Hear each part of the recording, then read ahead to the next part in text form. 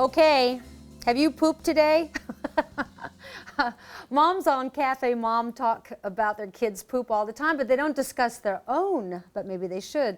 We could all use a little lesson on being a little more candid on this often cringe-worthy topic. So today, my guest is Brenda Watson, my friend, and also you could say she's a poop expert. Welcome. You're so much more than a poop expert because you understand the workings of the gut. But let's just go right to it's a big deal. People are constipated.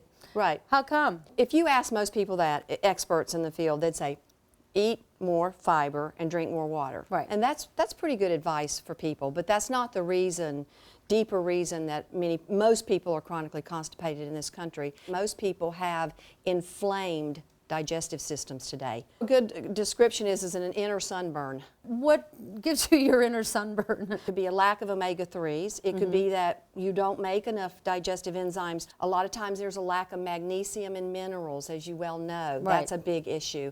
It also is a lack of the friendly bacteria mostly. How many times a day should we go? For people who are chronically constipated, I feel great if I can get them to go once a day. Yeah. But a lot of people who are healthier can go 2 to 3 times a day, and that's great also. How do we get our omega-3s? We get our omega-3s mostly from eating fish, but the problem with that is we don't get enough of it. We're so deficient in omega-3s, so you should get in a supplement. Is this fish oil? Fish oil. How much should you take? At least about 1 to 2 grams a day. So the best foods to eat would be? Well, for our fruits and vegetables, of course, but I think grains cause us more problems than the average person has any idea today. Like, I'm a big proponent of, as you well know, the gluten issue, which I've had and a lot of people that I know have today. I think the hybridization and the GMO of our grains is destroying part of our gut lining. If you have a gluten intolerance, but you don't know it, are you having a hard time pooping? Yes, constipation. People don't think, well, I'm fatigued, or I have fibromyalgia, or I have rheumatoid arthritis, or I have anxiety and depression because my gut's out of balance. But they do. Now, how do you test for gluten intolerance? Well, there's easy stool testing. That you poop. We're back to poop. You're back again. to poop. You can send your poop at home in a little container out to a lab, and they'll tell you everything you ever wanted to know about it. When I got my results back, it's a readout. It's so interesting, and I'm allergic to pineapple. I'm severely allergic to eggs. I'm allergic to some beans and grains. As soon as I gave up those offending foods, I lost so much weight. Right. Because that's what puts the weight on us, is food sensitivities. And we are in an avalanche of food sensitivities in this country. We are. An avalanche. Right. Yes, because we can't digest the protein component of foods very well anymore due to the inflammation in the gut. People don't just think of protein as meat. There's proteins in the gluten. That's the protein people become sensitive to. So when that protein leaks into that bloodstream through that condition we've talked about called leaky gut, then that immune system stimulated, and that sets up autoimmunity in many people. What's a healthy poop look like? You know what I say is a good rule of thumb? So if you're 5 feet, your colon's 5 feet. So if you thirded that, so your left side's what, 1.5 feet? That's what should come out. 1.5 feet poop. Yeah. Should it be hard? Should it be soft? Soft. What color should it be? Brown.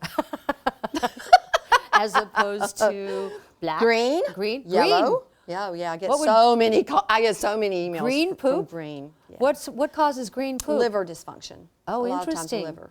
So it's really, your poop is a language. It's like what's going on, exactly what's going on inside your body. So the color is going, we should check the liver? Yeah. Right. Yeah. And what other colors do we have in this rainbow of Oh, poop? I've heard of all. Gray. Gray. Now, yellow. what would gray be? A lot of times fat indigestion. A lot of people don't digest fats. Right. Come in and right out. So if your gut is in distress, then you're not in good health. No, you're not. And back to poop for a minute, because it's fascinating.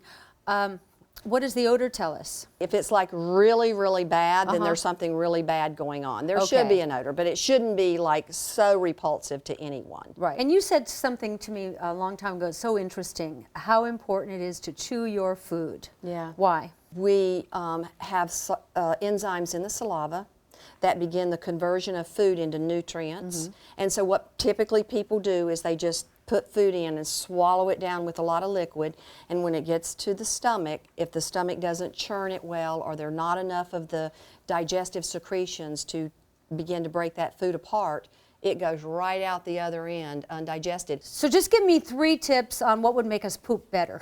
Go. The 3 tips: chew your foods well Right. and eat slowly, probiotics every day, and also omega-3s. Those 3 things can really help your digestive system. That's simple. We must be taking probiotics, friendly bacteria, daily. And Everybody. Everybody. And I want to clarify, it does not mean eating a carton of yogurt. It is, Thank we're you. way past that. Right. We are just inundating our gut with antibiotics in the water, in the meats, as you well know. Pesticides in our food are all destroying the friendly bacteria. If I could say the new multivitamin, what it is, it's probiotics. Thank you so much. You are a font. You've been one of my greatest teachers, and I so Thank appreciate you. you coming in. appreciate You write you. incredible books. I want to thank you all, and we'll see you when we do our next show. Bye-bye.